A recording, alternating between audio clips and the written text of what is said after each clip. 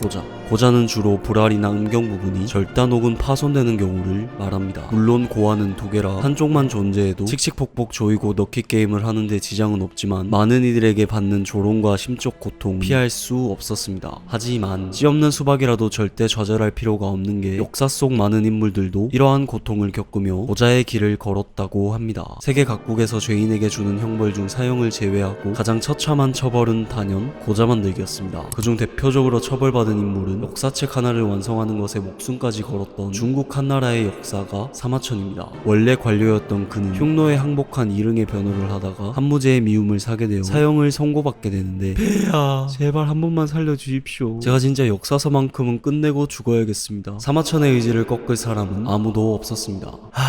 오케이, 그럼 니한테 두 가지 선택권을 줄게. 잘 골라봐. 역사서 지필의 의지가 강했던 사마천은 현금 100억 받고 뒤지기 대 평생 100억 갚으며 살기와 같은 역대급 밸런스 게임을 받게 됩니다. 자, 요거는 보석금 50만 전 내고 평민으로 살기고 당시 50만 전은 현재 가치로 1조 원이라 하네요. 요거는 고추 잘리고 조용히 살기야. 한번 골라봐.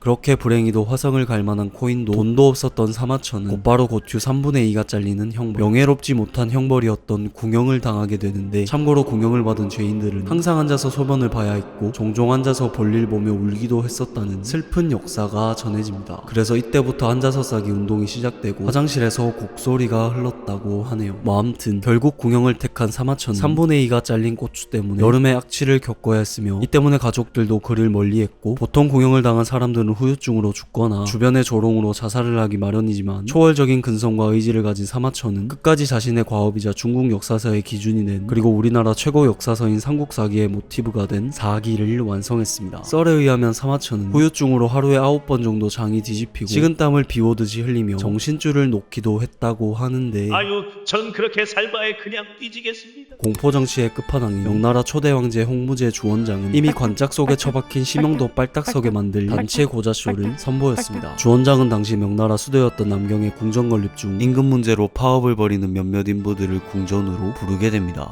그래 왔니? 얘기 좀 하자고.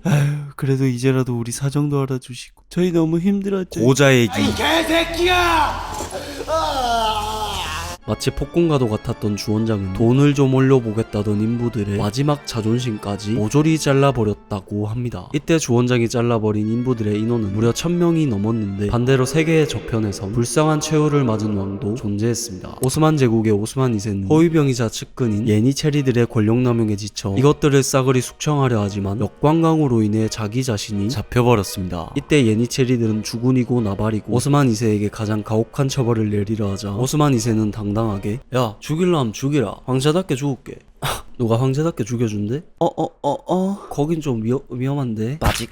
예니체리들은 오스만 2세를 찾아가 그의 손과 발을 결박한 후 직접 손으로 황제의 두 알을 으깨버렸다 합니다. 이게 발로 터뜨렸다는 썰도 있긴 한데, 손만 대도 톡 하고 터질 것만 같은 그곳을 완파당한 오스만 2세는 당연히 그 자리에서 즉사해버렸고, 이는 동서양 역사상 가장 끔찍한 최후를 맞이한 왕 중 하나로 전해지고 있습니다. 한편 이번 케이스는 고자에 대한 애도를 편 앞의 사례와는 다르게 역시 정의는 살아있다 이 말이야 를 뼈저리게 느끼게 해준 케이스인데, 뼛속까지 나치였던 카를 게프하르트는 우생학을 미친듯이 신봉하던 쓰레기였습니다. 당시 나치들은 유태인이 당연히 죽어야 할 존재라고 여겼고, 카를 역시 이를 정말 충실히 따랐으며 티포란 프로그램을 진행하여 병자나 약자는 독일 민족의 수치라 여기고 수많은 장애인들을 약물로 죽여버립니다. 그 대상 안에는 어이없게도 너무 못생긴 사람도 포함되었으며, 다운증후군이나 치매 노인들을 학살하고 약물로 죽이거나 신체 실험을 자행하는 미친 짓까지 벌였습니다. 이후 전쟁이 나치의 패배로 끝나자 카를은 영국군에게 체포되어 뉘렌베르크 전범 재판이 벌어지던 당시 전쟁 범죄와 반인도주의에 대한 죄로 사형 판결을 받게 되지만 자신의 행동을 전혀 후회하지 않는 또라이 기질을 보여줍니다. 이에 빡친 간수들이 카를을 복날 개패듯 패버렸고, 이는 사형날까지 이어졌는데, 카를의 만행을 들은 같은 방 죄수들도 와, 아무리 우리가 나치 전범이라지만 이 새끼는 진짜 사람도 아니네 하며 죄수들도 더 좁혀버렸고, 고의인지 실수인지 알 수는 없지만 죄수 중 한 명이 카를의 그곳을 발로 까서 파손시켜버렸다 합니다. 이때 카를은 쇼크가 와서 미군에게 간신히 살아났지만 사형식 당일 사진을 보면 맞은 게 티나지 않게 얼굴 빼고 전신이 구타당한 걸 볼 볼 수 있고 이후 형장의 이슬로 사라지게 되었습니다. 한편 비운의 고자도 존재했습니다. 현대 컴퓨터 과학을 정립한 인물이자 2차 세계대전 당시 난공불락의 암호였던 독일의 에니그마를 해독한 천재 수학자. 암호 해독기를 개발해 종전을 앞당겼으며 천재적인 수학적 지식으로 나치로부터 약 1400만 명의 목숨을 구한 인물인 앨런 튜링은 전쟁 중 동료 수학자 겸 암호학자인 조한 클라크와 사랑에 빠졌습니다. 하지만 앨런 튜링 역시 고행의 길, 아니 고자의 길을 강제로 걷게 되는데 위대한 수학자였던 앨런은 조한 클라크를 포함한 수많은 매력적인 여성들에게 대시를 받았지만 앨런은 절대 그녀들의 유혹에 넘어가지 않았습니다. 왜냐면 앨런은 게이였어요. 그런데 당시 영국에는 동성애 금지법이 존재했거든요. 그래서 앨런은 조한 클라크와의 관계를 끝내고 2차 대전의 영웅에서 단숨에 사회를 교란시키는 범죄자로 낙인 찍힙니다. 설상가상으로 앨런의 체스 파트너 중 한 명이 소련의 스파이로 판명나는 바람에 공산주의자들을 색출하자는 메카시즘 광풍으로 인해 앨런도 역시 소련의 스파이로 의심받게 되어 게이 스파이란 조롱을 들으며 대중과 언론에게 악인 겸 매국노로 불리게 됩니다. 그렇게 결국 사마천과 평행이론을 걷게 된 앨런 튜링은 야 감옥 갈래 잘릴래 선택해.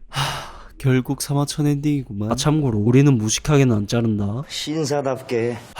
그래도 사마천보다 나은가? 그렇게 앨런 튜링도 사마천과 같이 자신의 컴퓨터 연구를 포기할 수 없었기에 거세를 선택할 수밖에 없었습니다. 물론 당시 영국은 한나라가 아니었기에 물리적 거세가 아닌 약물로 성호르몬을 조져버리는 화학적 거세를 하는 시기였지만 이게 말이 좋아 화학적 거세지 여성 호르몬을 투여하면 고자만 되는 게 아니라 여성적 특징이 나타나서 무려 승가가 튀어나왔습니다. 하지만 있던 걸 없애고 없던 게 생긴 희대의 육해남 앨런 튜링은 자신의 바뀐 삶을 꿋꿋이 받아들였고 성소수자 운동이 활발했던 노르웨이로 여행을 떠났을 정도였는데 여기서 끝이었다면 게이남의 유쾌한 해피엔딩이었겠지만 결국 튜링은 심적 압박에 평소 자신이 좋아하던 사과 속에 청산가리를 털어놓고 사과 한 입을 베어물며 스스로 목숨을 끊었고 이는 앨런 튜링이 사망한 지 23년 만에 스티브 잡스라는 놈이 만든 회사의 로고가 되어 무지개색 애플 로고는 앨런을 추모하는 의미로 쓰여졌었다는 속설이 있었지만 이는 사실이 아님을 스티브 잡스가 직접 밝혔다 하고 애플의 로고는 아이작 뉴턴의 사과가 모티브였다 합니다. 또한 영웅은 언제나 잊혀지기 마련이지만 2021년 50파운드 스털링의 모델로 당당히 선정. 2009년엔 고든 브라운 총리로부터 부당한 처우에 대한 국가폭력 행위를 사과받았으며 2012 영국인이 뽑은 위대한 인물 100명으로 선정. 2013년엔 호킹을 비롯한 석학들의 청원으로 엘리자베스 2세의 특별 사면을 받아 권위를 되찾게 되었습니다. 죽고 난 후 59년 만의 일이었다 하네요. 앞에선 TV에 나와 고자가 된 이유를 떼창할 고자들을 살펴봤다면 지금부터는 운명적 고자를 소개하겠습니다. 마오쩌둥의 최대 정적이자 불구대천의 원수였던 대만의 국부 장제스 역시 후천적 고자로 유명한데 그는 33살에 한 창녀와 관계를 맺다가 부고환염이라는 병에 걸리게 됩니다. 그래도 잭스 기능엔 아무 이상이 없었다 하고 고자가 되기 전에 아들 장진고를 낳았습니다. 뭐 암튼 고자는 이게 전부가 아닙니다. 폴란드 음악가이자 피아노의 시인으로 불리는 쇼팽 역시 병의 후유증으로 고자. 스페인의 독재자이자 인간 백정인 프란시스코 프랑코도 전쟁 중 두 알의 총알을 맞아 고자. 그래도 신이 도왔는지 극적으로 한쪽만은 건져 간신히 딸을 낳았습니다. 그리고 나치 공군의 수뇌이자 히틀러의 오른팔이었던 헤르만 괴링 역시 폭동을 주도하다 진압경찰에게 총알을 맞고 고자가 됐지만 괴링 역시 하늘이 도왔는지 한쪽은 겨우 건사하여 딸을 낳았는데 이후 역사학자들에 의해 밝혀진 사실로는 선천적으로 고환한계가 없었다고 합니다. 한편 조선의 총독이자 일본의 수상을 역임한 사이토 마코토도 고자로 유명했고 정적에게도 많은 공격을 당했는데 고자가 된 이유가 걸작입니다. 어렸을 때 키우던 개한테 물렸다고. 반면 스스로 고자의 삶을 택한 사람들도 있습니다. 초기 기독교의 교부 중 하나였던 오리게네스는 정욕이 넘치는 동시에 모순적이게도 신앙심도 깊어 스스로 정욕 때문에 죄를 짓지 않기 위해 거세기를 택했고 중세 기독교의 토마스 아퀴나스 역시 훌륭한 외모로 많은 여신도들의 마음을 훔쳤지만 강한 인내력으로 여자들을 모두 허리띠로 후려쳐 쫓아내버렸으며 후려치다 못해 질린 그는 마침내 천사로부터 순결의 허리띠를 받아 자신의 은경을 단단히 묶고 괴사시켜버려 스스로 고자가 되기를 택했습니다. 그리고 중세 유럽에서는 음악가들 역시 고자가 많았는데 이 시기엔 여자가 성악을 하는 것이 불경하다 생각했기에 여성 음역대인 소프라노와 알토 역시 남성이 담당했고 높은 음역대를 내는 성인 남자는 찾기 힘들어서 그 대안으로 미성을 가진 사춘기 소년의 동의를 받고 거세했다 합니다. 그리고 이렇게 아름다운 미성과 음역대를 유지하게 된 자들을 카스트라토라 부르는데 가장 대표적인 카스트라토 파리넬리 역시 소년 때의 고자가 된 인물입니다. 아 그리고 여담으로 충격적인 사실이 있는데 소위 심형물로 불리며 고자계의 한 획을 그은 심형은 사실 고자가 아니었다는 말이 있습니다. 상하이조의 총알이 하복부를 관통하게 고하긴 했지만 고하는 멀쩡했다고 하네요. 마지막으로 한반도 역대왕 중 유일하게 고자였다는 카더라가 있는 인물은 순종입니다. 순종은 후사가 없어 조선 후기 학자 황현이 쓴 매천야록에 따르면 순종이 혼례를 치른 지 수년이 지났지만 부부관계를 제대로 하지 못해 영성왕후가 미쳐 날뛰어버렸고 이에 궁녀를 시켜 성교하는 방법을 가르치게 했는데 황후는 문 밖에서 되느냐 안 되느냐 라고 궁녀를 다그쳤지만 궁녀가 안 됩니다 라고 답하자 주저앉아 그저 한숨을 내쉬며 가슴을 쳤다는 카더라가 있습니다.